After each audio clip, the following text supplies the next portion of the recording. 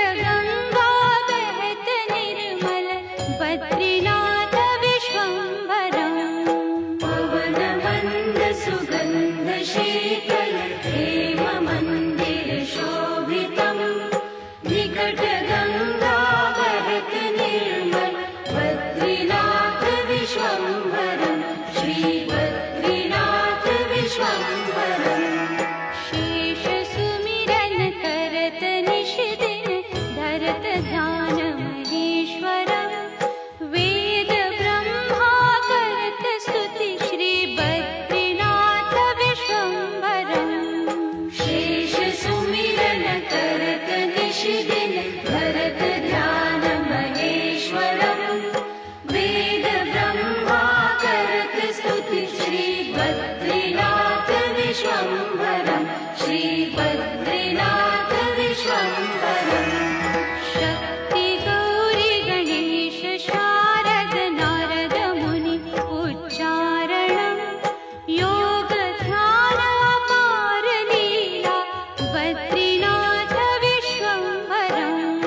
शक्ति गौरी गणेश शारद नारद मुनि उच्चारणम्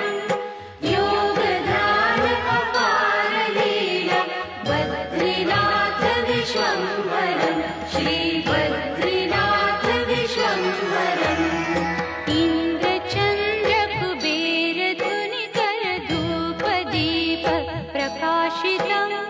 सिद्ध मुनि जन करत जय जय बद्रीनाथ विश्वम्भरम् इंद्र चंद्र कुबेर दिन कर धूप दीप प्रकाशितम् सिद्ध मुनि जन करत जय जय बद्रीनाथ विश्वम्भरम् श्री बद्रीनाथ विश्वम्भरम्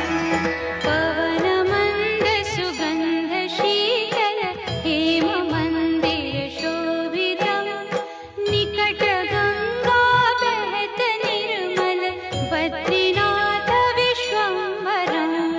पवन मंद सुगंध शीतल हेम मंदिर शोभितम् निकट गंगा बहत निर्मल बद्रीनाथ विश्वम्भरम् श्री बद्रीनाथ विश्वम्भरम् यक्ष किन्नर करत कौतुक ज्ञान गंधर्व प्रकाशितम् श्री लक्ष्मी कमला चवर डोले बद्रीनाथ विश्वम्भरम् यक्ष किन्नर करत कौतुक ज्ञान गंधर्व प्रकाशितम् श्री लक्ष्मी कमला चवर डोले बद्रीनाथ विश्वम्भरम् श्री बद्रीनाथ विश्वम्भरम् कैलाश में एक देव निरंजन शैल शिखर महेश्वरम् राजा युधिष्ठिर करत स्तुति श्री बद्रीनाथ विश्वम्भरम् कैलाश में एक देव निरंजन शैल शिखर महेश्वरम् राजा युधिष्ठिर करत स्तुति श्री बद्रीनाथ विश्वम्भरम् श्री बद्रीनाथ विश्वम्भरम् श्री बद्री जी के पंचरत्न पढ़त पाप विनाशनम्